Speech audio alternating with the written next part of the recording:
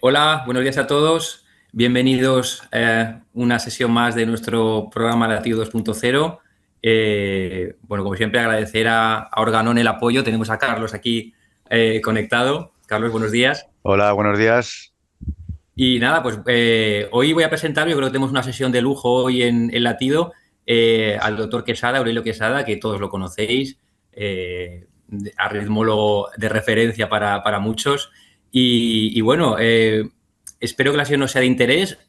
Vamos a cambiar el enfoque. Muchas veces hablamos de novedades terapéuticas, de una nueva técnica, o vamos a volver un poquito a lo básico. Aurelio, la sesión es comprendiendo el diagnóstico electrocardiográfico de las taquicardias de QRS ancho. Nada, reitero que es un lujo tenerte aquí y nada, pues cuando quieras arrancamos. Muy bien, pues muchísimas gracias por la presentación y que mi agradecimiento a ti en particular y a la Sociedad Valenciana de Cardiología por esta invitación para además hablar, como muy bien has dicho, de un tema que es, bueno, pues apasionante y muchas veces inquietante cuando estamos en un servicio de urgencias, estamos de guardia y nos viene un paciente con una taquicardia de QRS ancho que tenemos que diagnosticar y que tratar y resolver y encarrilar. Entonces, empezando, metiéndonos un poquito en materia, quería eh, no sé si en la pantalla se me está tapando, ¿lo veis bien o se está tapando parte de la pantalla con con los vídeos de los participantes? Se ve perfecto, se ¿Se ve ve Se perfecto. ve bien, perfecto? se ve bien. Sí. Muy bien, pues entonces nada. Decía que para empezar y como mensaje de tranquilidad, esto que decía nuestro el profesor Williams, el padre de la electrofisiología, de que no entres en pánico cuando te enfrentes con una taquicardia de QRS ancho. Obtén un electrocardiograma de 12 derivaciones. Y con esta humilde herramienta es con la que vamos a plantearnos hacer el diagnóstico diferencial. Porque claro, todos sabemos, y es algo básico, perdonad que empiece desde lo más básico, que una taquicardia de QRS estrecho siempre o casi siempre va a ser de un origen supraventricular. Mientras que el problema, y ahí el diagnóstico diferencial, pues está bastante claro. El problema se nos plantea con las taquicardias de QRS ancho, en que además de ese origen ventricular y como premisa previa a esta presentación quiero decir como un primer mensaje que cuando uno se enfrenta con una taquicardia de QRS ancho, lo primero que tiene que decir es esto es ventricular mientras no se demuestre lo contrario. El decir lo contrario es supraventricular aberrada, es fuente de errores diagnósticos y sobre todo de errores terapéuticos que pueden poner en peligro la seguridad del paciente. Además de este origen ventricular, el problema se plantea porque puede tener tres orígenes diferentes, todos supraventriculares. El primero y el que vamos a seguir en esta sesión, el diagnóstico diferencial con la presencia de bloqueo de rama, lo que conocemos como aberrancia. Y otros dos diagnósticos de taquicardia supraventricular con preexcitación y con la presencia de un marcapasos bicameral. Realmente el diagnóstico diferencial hay que establecerlo con el origen ventricular y el origen del bloqueo de rama. La taquicardia en un paciente portador de marcapasos va a ser fácilmente reconocible porque el paciente nos va a decir que lleva un marcapasos y porque todos los QRS van a ir precedidos de una espícula de la activación del ventrículo, porque lo que está ocurriendo en este caso es que el cable o el electrodo auricular está detectando una arritmia supraventricular y está estimulando el ventrículo a la frecuencia máxima permitida. Por tanto, el diagnóstico diferencial aquí sería fácil. No nos vamos a parar en el otro diagnóstico de la taquicardia con preexcitación. Es un diagnóstico supraventricular con preexcitación o ventricular. Es un diagnóstico ciertamente que hay que hacerlo, pero el contexto del paciente cuando nos viene al servicio de urgencias es completamente distinto y normalmente sabemos que ese chico tiene un Wolff Parkinson White o una preexcitación que hoy está dando la cara. Por tanto, aquí tampoco vamos a entrar. Si después hay alguno que tenga una pregunta, pues la podemos resolver. El diagnóstico fundamental es el de esta taquicardia es supraventricular y el QRS es ancho porque tiene un trastorno de la conducción en una de las dos ramas del haz de His, o por el contrario, es una taquicardia de origen ventricular. Como segunda premisa, y antes de entrar en los criterios electrocardiográficos, hay una pregunta que nos va a sacar de muchos apuros.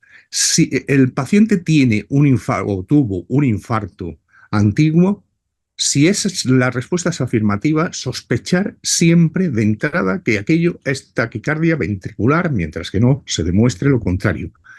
Repito, antiguo, un error frecuentísimo. Uy, es que el infarto lo tuvo hace 10 años, hace 15 años.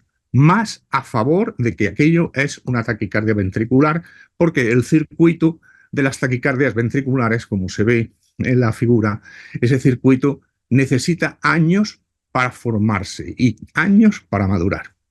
Hay algunas características en la taquicardia que nos pueden hacer sospechar que es una taquicardia ventricular dependiente de un infarto, pero tampoco no nos vamos a meter porque lo que nos interesa es saber si es ventricular o no es ventricular, esa verdad. Y entrando ya en materia, pues llama la atención que siempre que hay, o casi siempre, que nos enfrentamos a esa taquicardia de QRS ancho, como decía el profesor Willems, la tentación o la tendencia a entrar en pánico es muy alta. Y uno dice, pero si hay un montón de algoritmos que nos facilitan el diagnóstico, el mismo que el que hizo el doctor Willems, los criterios clásicos, este que tenemos aquí a la izquierda, o el súper conocido de los criterios de Brugada, o los de Berkey, y muchos más. Entonces, no tendríamos realmente problema. Nos cogemos hoy día, además, con Internet, pues nos miramos, lo buscamos y ya está. El problema es que, además, eso lleva tiempo. Y con el nerviosismo de la situación, pues muchas veces uno no da pie con bola. Y el problema es que estos algoritmos son memorísticos y aunque los uses prácticamente todos los días, a nosotros que los estamos viviendo constantemente, pues los tenemos retenidos en la memoria con pinzas.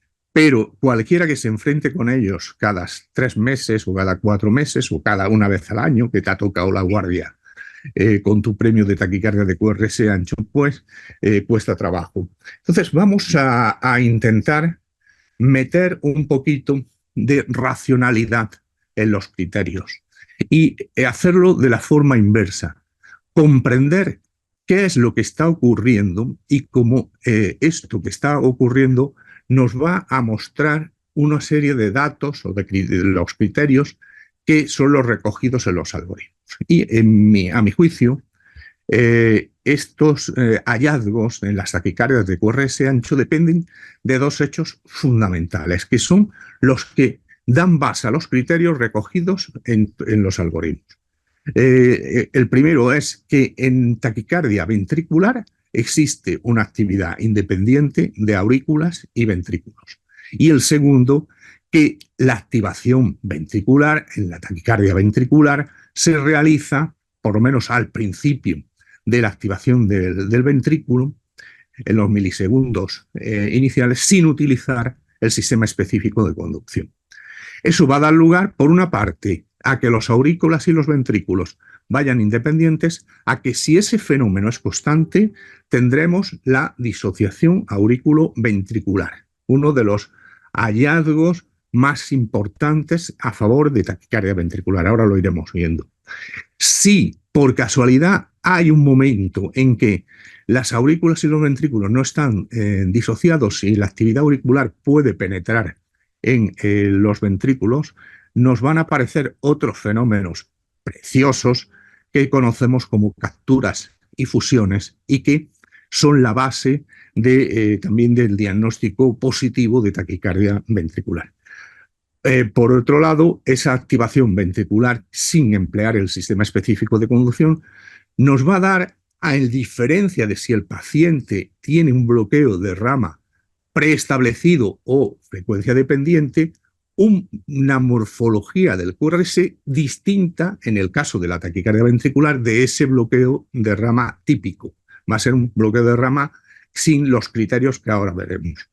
Otro hallazgo en aquellas taquicardias que surjan del ápex es que el eje de la activación ventricular va a cambiar dramáticamente y va a apuntar hacia el cuadrante superior derecho, siendo positivo en AVR, uno de los datos no muy frecuentes o no excesivamente frecuentes, pero sí está presente taquicardia ventricular. Y finalmente, esto que decíamos de que el taquicardia ventricular, la activación de los ventrículos, su parte inicial es lenta al no usar el sistema específico de conducción y eso nos va a dar tiempos de conducción, tiempos en el QRS prolongados en el inicio del QRS y la presencia de muescas. Estos serán los 5 criterios que vamos a ir repasando. En primer lugar, la disociación aurículo-ventricular, que está presente, como podemos ver, en todos los principales algoritmos, desde el de Williams hasta el de Dedekind, y está basado en que durante el ritmo sinusal, pues la conducción del frente de activación desde la aurícula a través del nodo ventricular va a capturar a los ventrículos y nos va a dar nuestro ritmo sinusal estupendo. En taquicardia ventricular, la rápida activación de los ventrículos va a penetrar en el nodo aurículo-ventricular, como vemos en este diagrama de Lewis, y va a dejarlo refractario. En ese momento, los estímulos, los frentes de activación que se han surgido en la aurícula, del ritmo sinusal, no pueden conducirse a los ventrículos y cada uno va a ir a su ritmo y de forma independiente. Aquí tenemos un ejemplo, ya metiéndonos con los electrocardiogramas, y lo primero que hay que decir es que la disociación auriculoventricular no te sale en el electro en la parte de los diagnósticos. Ojo, taquicardia de QRS ancho con disociación auriculoventricular. No, hay que buscarla. Y hay que buscarla, mi consejo y la recomendación habitual es que sea en V1, que es en el sitio, la derivación que está más cerca de la aurícula. En esa derivación V1, si ampliamos esto, vamos a reconocer la disociación auriculoventricular como una muesca, una deformidad en la línea isoeléctrica que se repite de forma periódica. En unos latidos no está, en otros latidos sí, o bien porque la frecuencia sea baja o porque esté oculta dentro de los QRS, pero si lo buscamos con detenimiento, el trazado está bien hecho, hay que pedir un electro de 12 derivaciones, pero que esté en condiciones. Demasiado difícil ya es esto como para que el trazado esté como algunos nos dan. Y vamos a poder distinguir este fenómeno de la disociación auriculoventricular. Disociación auriculoventricular equivale a taquicardia ventricular. Hemos resuelto el diagnóstico.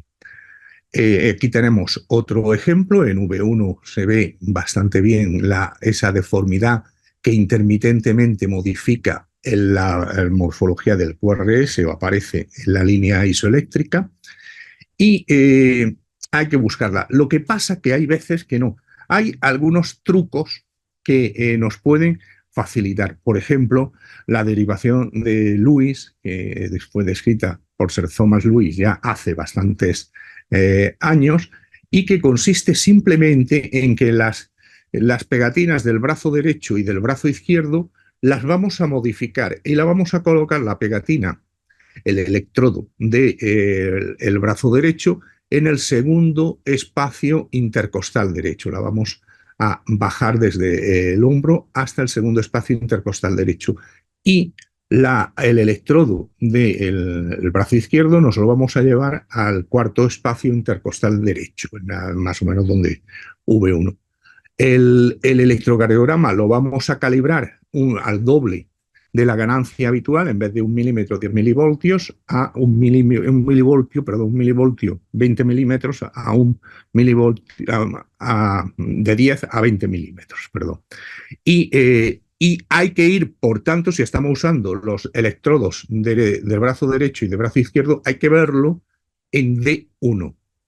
Cuando hacemos esto, esta taquicardia que buscamos aquí, y es difícil de apreciar que haya disociación auriculoventricular en cualquier derivación, pero si usamos la derivación de Lewis, de pronto nos aparecen las ondas P más fácilmente visibles y el diagnóstico pues se aclara y se facilita. Disociación auriculoventricular, taquicardia ventricular. El siguiente hallazgo es las capturas y fusiones que dependen de que esa refractariedad del nodo AV que permite la disociación AV de pronto desaparezca, perdón, y vamos a tener un trazado electrocardiográfico parecido a este, en donde tenemos una taquicardia ventricular, perdón, ya lo he dicho, una taquicardia de QRS ancho, regular, con una morfología que ya luego vamos a ver que con esta morfología de las orejas del conejo, con un patrón positivo en V1, pero con la R prima, por el empastamiento más tardío, más pequeño que el inicial, pues que esta taquicardia, de pronto hay un dato que nos puede confundir, y es que aparece un latido en mitad de la taquicardia que es más precoz que la longitud de ciclo, que el intervalo RR de la taquicardia, aparece más pronto y es más estrecho. A esto, estos son las precordiales, aquí tenemos las derivaciones del plano frontal. Esto lo vamos a conocer como capturas o fusiones. Ahora vamos a ver la diferencia, y son un hallazgo positivo de taquicardia ventricular. Al principio nos marea un poco, pero ahora vamos a ver que es una ayuda inestimable. La base es que, aunque el nodo AV esté en refractario, de pronto, en un momento crítico, algún estímulo de la aurícula, normalmente son porque las taquicardias son un poquito menos rápidas que las que no tienen estos fenómenos, pues permite que el nodo AV salga de refractario que le ha producido el latido ventricular anterior y va a penetrar y activar los ventrículos. El QRS va a ser más precoz que el de la taquicardia ventricular, el RR se acorta, pero paradójicamente, y eso es algo que no puede ocurrir nunca en una taquicardia con bloqueo de rama, una aberrancia, que ahora luego veremos la diferencia, va a ser estrecho. Lo conocemos como capturas o fusiones. Y aquí tenemos, hemos medido el RR de la taquicardia, nos lo llevamos al latido estrechito y vemos que el intervalo de acoplamiento es más corto. Estamos en presencia de una captura o fusión. Para saber si es una u otra, porque fijaos que el QRS pues es bastante estrechito, podríamos decir que es sinusal puro, pero tenemos que compararlo con el electro una vez que quitamos la taquicardia, que pasamos a ritmo sinusal y ya estamos más tranquilos y más relajados. Y cuando los comparamos nos damos cuenta de que es cierto que se parecen mucho, pero no son idénticos. El complejo en este más estrechito Se parece mucho al ritmo sinusal, con QRS de ritmo sinusal, pero no llega a ser idéntico a esto que ocurre porque se fusionan la activación que está penetrando desde el nodo AV con la activación que está surgiendo del circuito de la taquicardia, lo conocemos como fusión. El que, si vemos este otro ejemplo, cuando es totalmente idéntico al ritmo sinusal, le vamos a llamar capturas. Aquí vemos en la derivación del GIS cómo se ha activado el GIS y nos ha dado la posibilidad de que se capture todo el ventrículo desde el frente de activación que viene de la aurícula. En el otro extremo pues, tendremos un latido que tiene una morfología mixta entre el sinusal y la taquicardia y es lo que conocemos como fusión. Ojo porque aunque es súper fiable, aún Murphy nunca descansa. Y hace pocos, fijaos, un par de meses, me vinieron con este trazado en donde ahora vamos a ver que por criterios morfológicos, si el electro, esto es D1, D2, D3, RLF, por criterios morfológicos, esta taquicardia de QRS ancho tan rápida tiene un patrón de activación, un QRS, que es compatible con el de un bloqueo de rama izquierda. No están aquí las derivaciones de precordiales, pero era así. Y de pronto, pues esto, si es un bloqueo de rama izquierda típico, nos habla a favor del origen supraventricular con conducción aberrante. Pero de pronto esta certeza casi que teníamos, pues se ve interrumpida o molesta porque aparece aquí algo que parece un latido más estrecho de lo normal. La resolución del problema es mantener la calma y fijaos que dices, no puede ocurrir. Pues sí que puede ocurrir. Si en un momento determinado la velocidad del papel deja de ser 25 milímetros por segundo, porque se acelere o lo que sea, va a aparecer, se acelere, se lentezca, va a aparecer un QRS más estrecho y la prueba, pues lo dieron las letras de que en ese momento la velocidad del papel no era la de 25 milímetros por segundo y esto era una pseudo, entre comillas, pseudo captura ventricular. Por tanto, esto era una taquicardia supraventricular aberrada. Pero eh, la presencia de fusiones o de capturas es algo que no se ve afectado por esta mala suerte y es diagnóstico positivo, evidente, de taquicardia ventricular. Pasamos al segundo grupo de criterios que vienen derivados de que la activación de los ventrículos en taquicardia ventricular no se realiza utilizando el sistema específico de conducción. Y el primero de estos criterios es que si no se utiliza el sistema específico de conducción, aunque la morfología le parezca a un bloqueo de rama derecha o izquierda, si no es supraventricular con aberrancia, nunca va a ser idéntico.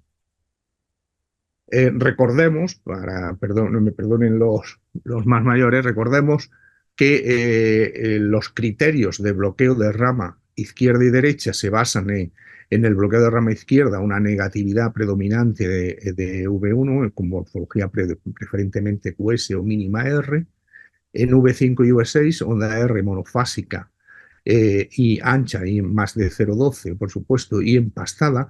A veces este V5, V6 puede no estar presente porque los electrodos estén mal puestos o porque el corazón tenga una posición diferente de la habitual, pero D1 y AVL siempre nos van a sacar de esa duda y van a mostrar lo mismo. R monofásica con empastamiento, con mediaduras en el medio del QRS. Y el, el bloqueo de rama derecha, pues lo típico, una activación con una R pequeña, S, que representa la activación normal del ventrículo izquierdo, y una R' ancha por la conducción lenta a través del miocardio banal del ventrículo derecho. Eso se debe de acompañar de una morfología RS en D1 y de V5, V6. Muy bien, todo lo que se nos aparte estrictamente de estos patrones, ya aunque se parezca a una taquicardia con bloqueo de rama, no se puede considerar que es taquicardia conducida con bloqueo de rama. Por definir la morfología, veréis que cuando hablamos de taquicardias ventriculares en electrofisiología, nos referimos a patrón de bloqueo de rama. Eso quiere decir que solamente una cosa, ahí nos estamos fijando para definir o para ponerle un adjetivo con que podamos trabajar con esa taquicardia, mirando la morfología de V1. Si es predominantemente negativa, vamos a decir que la taquicardia tiene un patrón, se conduce con un patrón de bloqueo de rama izquierda. No que tenga un bloqueo de rama izquierda, que tiene que cumplir todos los demás criterios. El patrón de bloqueo de rama izquierda es solo la morfología en V1, predominantemente negativa. Y en el bloqueo, cuando decimos patrón de bloqueo de rama derecha, es porque al contrario la morfología es positiva, predominantemente en V. En senso estricto, distinguimos entre cuando el paciente en ritmo sinusal ya tiene el bloqueo de rama, si aparece una taquicardia supraventricular, va a conducirse con bloqueo de rama preestablecido, o de aquel que nos aparece solo a determinadas frecuencias, que sería el término aberrancia más estricto, en donde a frecuencias más lentas el enfermo conduce con un bloqueo, se conduce con un QRS estrecho normal, pero cuando se acelera la frecuencia, y mucho más cuando nos aparece una taquicardia supraventricular, la anchura del QRS va a aumentar porque alguna de las ramas no va a poder mantener esa frecuencia. El que esto no aparezca, no sea el patrón típico, nos va a diagnosticar una taquicardia ventricular. Tiene fundamentalmente estos criterios dos pegas. La presencia de patología estructural grave puede modificarlo, y especialmente nos fastidia mucho cuando el enfermo está con tratamiento farmacológico, con antiarrítmicos, especialmente de clase 1, especialmente la flecainida. Bueno, pues como decíamos, si existe un bloqueo de rama y una taquicardia supraventricular, por fuerza, el electro de 12 derivaciones va a tener el patrón típico de bloqueo de rama. Si no es típico, y eso nos indica que es supraventricular con aberrancia, vamos a simplificar. Si no es típico, no es así. Y Willems, que es el creador de este algoritmo, pues ya dijo que cuando el patrón de la taquicardia era de bloqueo de rama derecha, aunque fuera predominantemente positivo en V1, nunca tenía esa morfología de R pequeña S, sino que solía ser monofásica, e incluso con esto que le decimos la orejita del conejo, el segundo pico es más pequeño que el primero. Puede haber una Q inicial, pero ya os digo, si no es R' típico, no hay, hay que pensar en que aquello es una taquicardia ventricular. Por contra, en el bloqueo, el patrón de bloqueo de rama izquierda, cuando V1 es predominantemente negativa, si el QRS está muy aumentado, muy prolongado, vamos a ver, aparte de unos signos que luego veremos, que esa morfología R monofásica en V6 desaparece y nos aparecen ondas Q que van a hablar de que aquello es una taquicardia ventricular. Aquí tenemos, vamos a poner unos cuantos ejemplos. V1 es negativa, en principio serían, habría que sospechar si es un bloqueo de rama izquierda o un patrón de bloqueo de rama izquierda. Nos vamos a V6, monofásica con empastamiento, lo mismo que D1, y AVL. Por tanto, esta taquicardia es una taquicardia supraventricular con un bloqueo de rama izquierda. Esta otra taquicardia vamos a ver V1 y nos vemos que es positiva, pero la morfología no es la RSR', sino que es una onda R monofásica con un QRS de casi un cuarto de hora y muy mellado y astillado en el centro. Esto nos dice que esta taquicardia, además con un eje, como podéis ver, desviado a la izquierda, que en una taquicardia con patrón de bloqueo de rama derecha nos está diciendo que es muy probablemente de origen ventricular. La morfología, en lugar de RS, de QS en V6, también nos apoya esto. Esta otra taquicardia tendríamos lo mismo en V1, un patrón negativo, en perdón, en V6 es monofásica positiva con melladura y se confirma lo mismo en D1 y AVL. No nos quedan dudas de que esta taquicardia es o debe de ser de origen supraventricular con un patrón de bloqueo, con un bloqueo de rama izquierda, que se confirma cuando pasa a sinusal y vemos que el QRS pues, es estrecho, por tanto estábamos en presencia de una aberrancia por la alta frecuencia de la taquicardia, que en el estudio electrofisiológico se vio que era una taquicardia por movimiento circular, utilizando el sistema específico de conducción para activar los ventrículos, pero con una aberrancia de bloqueo de rama izquierda por la frecuencia tan elevada. Este otro ejemplo, veríamos que en V1 la morfología sí que es típica de bloqueo de rama derecha, RS, R', con el eje como toca hacia la derecha, y su RS en V6, con lo que concluiríamos que esto es una taquicardia supraventricular conducida con bloqueo de rama derecha, que es el responsable de la anchura del QRS. El cuarto criterio, el penúltimo criterio, es un criterio muy fácil de recordar. Lamentablemente no está presente siempre, pero si lo tenemos nos facilita muchísimo las cosas. No va a aparecer siempre porque es un hallazgo de las taquicardias ventriculares que tienen el origen en el ápex o en sus inmediaciones.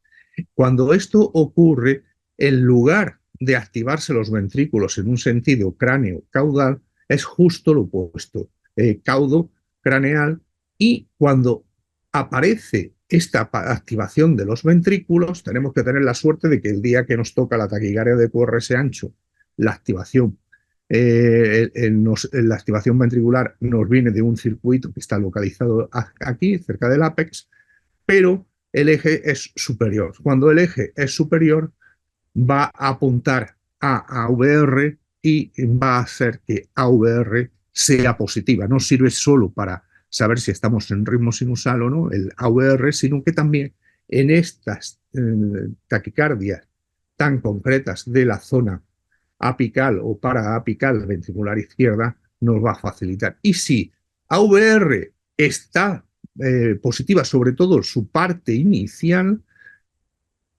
el diagnóstico ya lo tenemos hecho.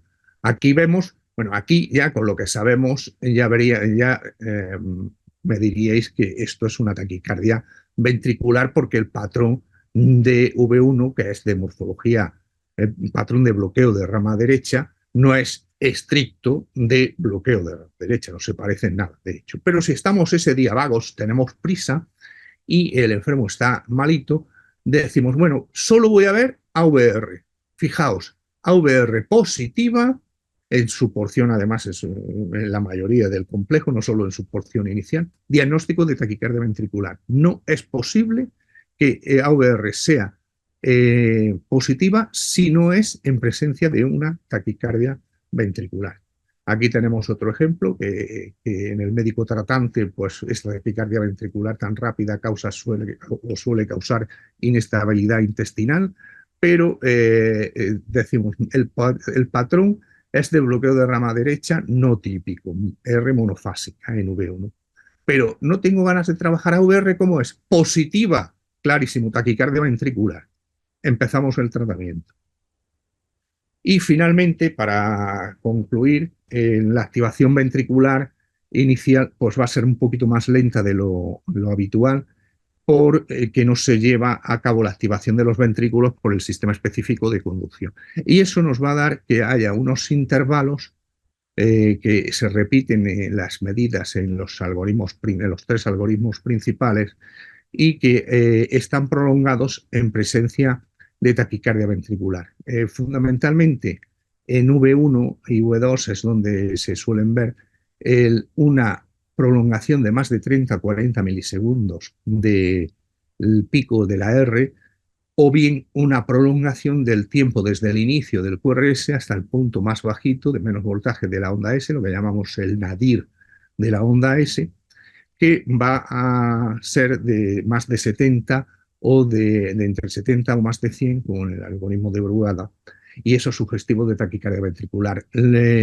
Hay además algo que a mí me encanta, y es la presencia de un notch o una muesca en la rama descendente de la S. Esto, si aparece, es taquicardia ventricular. Aquí tenemos ya el último ejemplo, que tenemos una taquicardia de QRS ancho, interrumpida por una fusión o una captura, y cuando miramos V1 vemos que los complejos, además de tener un tiempo de prolongación, un tiempo de activación inicial desde el inicio del QRS hasta el nadir de la S prolongado, tiene esta fantástica muesca en la rama descendente del V1, y no digamos ya en V2. Esto es diagnóstico de taquicardia ventricular. Por tanto, y para concluir, si con lo que hemos dicho, pues yo creo que ya podemos estar un poquito más tranquilos, entendiendo que si tenemos una taquicardia de QRS ancho, hay que hacerle un electro de 12 derivaciones y relajarnos. Lo podemos hacer, somos capaces de hacer el diagnóstico diferencial de una forma racional y utilizar los criterios sabiendo lo que estamos empleando. Recordad, si el paciente había tenido un infarto antiguo, eso hay que hacer la sospecha fuerte de taquicardia ventricular, mejor que ningún otro algoritmo. Y al final pues hay que buscar los algoritmos para estar seguro, pero aunque no tengáis internet este día, si recordáis 4 cosas, vais a poder funcionar bien. Si hay disociación en capturas o fusiones, taquicardia ventricular. Si no hay morfología de bloqueo de rama típico, es taquicardia ventricular, y si la hay, taquicardia supraventricular con aberrancia. Confiad en AVR, es vuestra amiga. Positiva, taquicardia ventricular. Y si tenéis la suerte de tener ese notch en V1 o V2 y la distancia del Q al nadir de la S prolongado, taquicardia ventricular. Muy bien, pues nada, todo esto era lo que quería decir. Hay algunas cosas que podemos comentar si queréis, y empezamos las preguntas. Muchísimas gracias por la atención. Perfecto, Aurelio. Muchísimas gracias por la excelente presentación. Nos has dado un repaso de todos los criterios. Es un tema muy complejo, pero aparte con muchísimos trazados, muchísimos ejemplos. Y yo creo que es una sesión excelente, ¿no? Recordar a todos que podréis tener la sesión accesible pasadas unas semanas. Desde la web de la Valenciana estará el link a Organon Pro, donde está alojada la presentación, para poder revisarla posteriormente cuando queráis, incluso obtener la acreditación. Pues nada, muchísimas gracias, Aurelio. Muy bien, muchas gracias a vosotros, Quique, y muchas gracias a Carlos y Organon también. Gracias a vosotros. Nos vemos el día 30 de mayo, que es la siguiente sesión. En esta ocasión será desde el Hospital General de Alicante con la doctora Miriam Sandín, para hablarnos de actualización en la valoración del riesgo y manejo lipídico. Así que buen día a todos. Gracias. Buenos días. Hasta luego. Un saludo. Chao. Chao. Hasta luego.